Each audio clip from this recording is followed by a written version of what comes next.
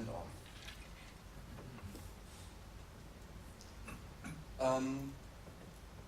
In general, it's very important to have unidirectional module relationships. So there should be no cycles. That's one very important rule. So cycles basically lead to less reuse because you cannot deploy your modules independently and might have other unwanted side effects. And we also need to differentiate between the impact of outgoing and incoming dependencies. So here we have module 2, which has 2 outgoing dependencies on other parts of the application. So module 2 is maybe a client module. And you can change it as you want. And we have module 2 with 2 incoming dependencies on the right side. And here we have 2 modules that depend on our module 2, so probably module 2 is an API. And if we create a new release, the impact of these incoming dependencies is that it's harder to change, because if you change something, you can break compatibility, and you can break module 1 and module 3.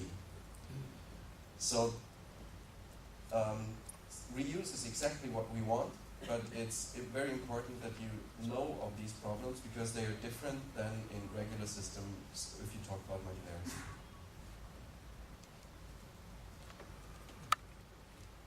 So now Zoran is going to talk a little bit about some classical design patterns and how he would like to.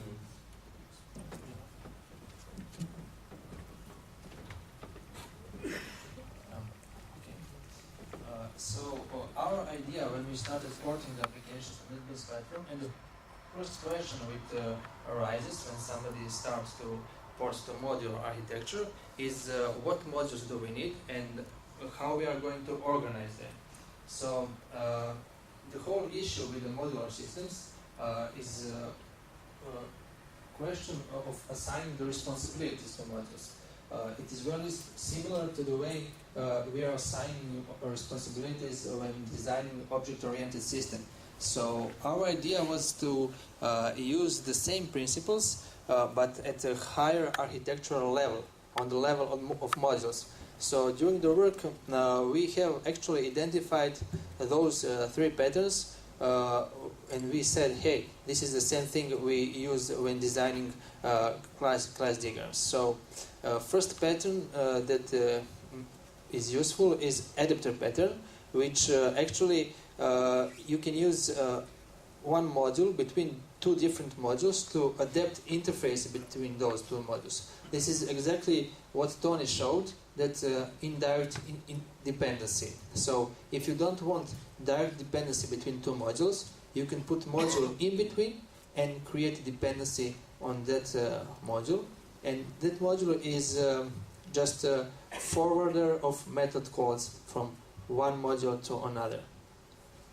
The other one is a so-called mediator, and that module is also in between, can be in between 2 or even more modules, and it should hold the interaction between those modules. So again, we don't have direct dependencies between those modules, but we have dependencies between those module and mediator, or depending how we want to do that, it depends on the concrete situation. We can just make the mediator depends of the other modules. So basically, mediator can call methods of the objects from other modules, get results, create some response, and forward that response to the third module, for example. Yarda told us that this is what in the NetBeans development team is called as a bridge. So the concept is familiar. We are just, this is everyday practice which is used, but we just want to name them and say that those are the patterns which we can use and apply in a situation we find during the development.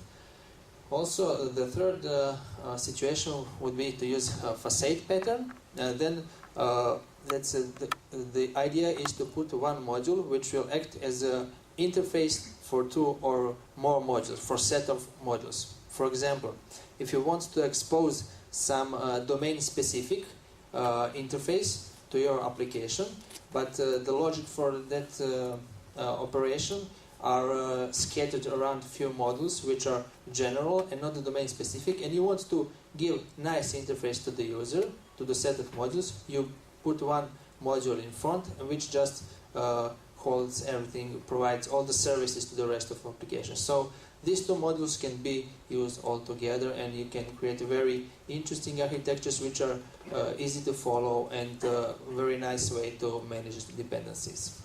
The idea of applying design patterns, as I said, is not unique only to software design system. It is we can also find patterns, those principles in organizational problems or even social problems, so in social sciences. So there is no reason why we shouldn't apply the same principles when designing modular systems. Okay. So thank you, Zoran. And now we go to the more specific stuff, and that is communication between modules, and namely service providers and consumers. So the basic problem is reducing dependencies that we're talking about. So let's imagine we have an editor, and this editor has a button that will set the selected text to uppercase.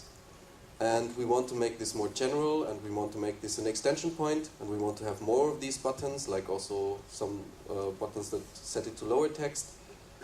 So what we will do is we will create an interface, but the problem with that is we still have a dependency from the editor to our uppercase text filter, because we have to somehow retrieve it, we have to somehow instantiate it. And that's, or as well as to the lower text filter, and it's not very easy for a third party to come up with an extension to this problem. But we want to get there. We want to get to that point. We don't want to have this direct dependency. We want our editor only to depend on the text filter. But that is the basic problem that is solved by different service infrastructures. So we have a service provider interface, the text filter. We have a provider, the implementation. We have a registry that somehow allows the editor or the consumer to retrieve the service. And this makes up kind of a service infrastructure, basic service infrastructure. These infrastructures that we're talking about may have many features. The most basic one is that you're able to register a service, that you're able to retrieve a service, and in more complex scenarios, you might want to be able to disable a service, to replace a service, so to add dynamics to this whole system. It might also be interesting to order services or to rank them, to have a certain established order. If we come back to the example of menu items, you want to establish an order between them in some way. And where declarativeness comes into play, we maybe want to have meta information for the services. For example, we want to add additional information like display names, like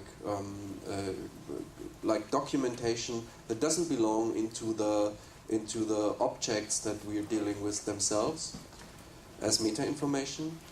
We might also have something like codeless services, where you do not really have to instantiate an object or create an implementation of an interface, but just have some information that allows you, for example, to configure a certain service, a standard service. And we need to be able, or at least it would be good to be able to track the availability of required services.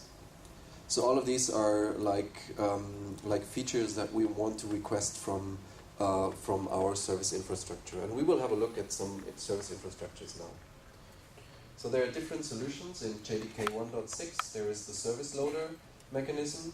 Then there is the OSGi service registry, which is the most basic OSGi service infrastructure.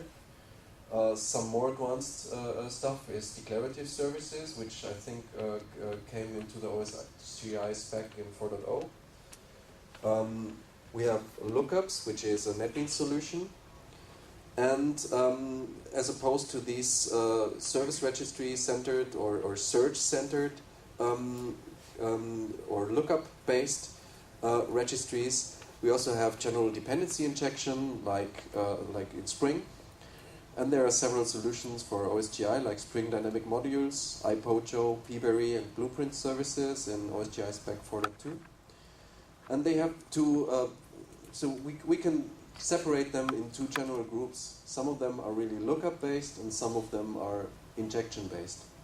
And Yarda will discuss a little bit about the impact of those two models. So first, the simplest solution of all is built into the JDK. It's the service loader, where you declaratively register your service in the meta-inf services folder of your jar file. You place a text file there that is named like the fully qualified class path of the interface that is implemented, and you put in a string of the fully qualified class path of the implementation into this text file. That's it. And it's very easy to retrieve this service. You just call service loader load with a class as an argument, and it will give you back an iterable collection of the services that have been found. Nice thing, it's type safe, but it's very simple, which doesn't need to be a bad thing. Simplicity is something nice, but in this case, it's too simple. So it has a whole lot of problems, especially in modular systems. So the first thing is service loader isn't dynamic. So a user might uninstall a plugin, or you might install a plugin with a new service. So you will never get any information about that. Or if a user uninstalls a plugin, even worse, you won't be informed of that, and you might get runtime exceptions.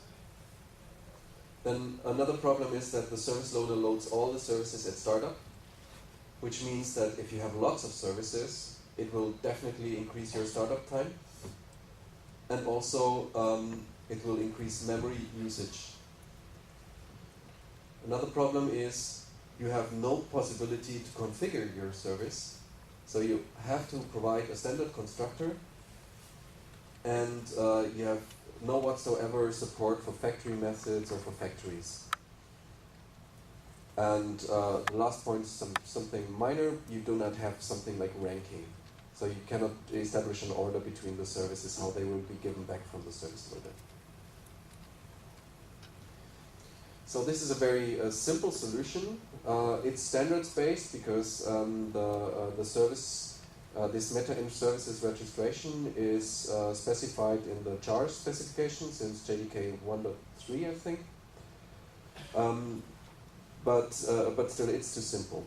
And NetBeans Platform has a different solution. It uses lookups, which are some kind of data structures, like some kind of type-safe maps that help you an API to retrieve objects of a certain type, and XML files for registration. So you have declarative registration, which is based on XML and a little bit more powerful than this very simple model that we have in the service loader.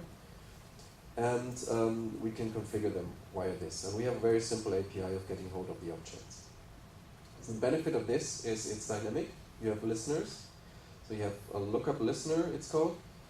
You have a position attribute that you can use to order your services. You have lazy loading, so you have the possibility to really create the services when they are first requested. You can even query the services, and you will be told that the services are available, but they will not be instantiated before you actually use them and retrieve them. Factories and factory methods are supported. You can configure your objects declaratively. Nice thing, it's also compatible with service loader. So if you have some jar files from that use the service loader approach for registration with the meta-inf manifest, it will be totally compatible with the use of lookups, so you can retrieve them via the same mechanism, they will be there. And you have the possibility of codeless extensions.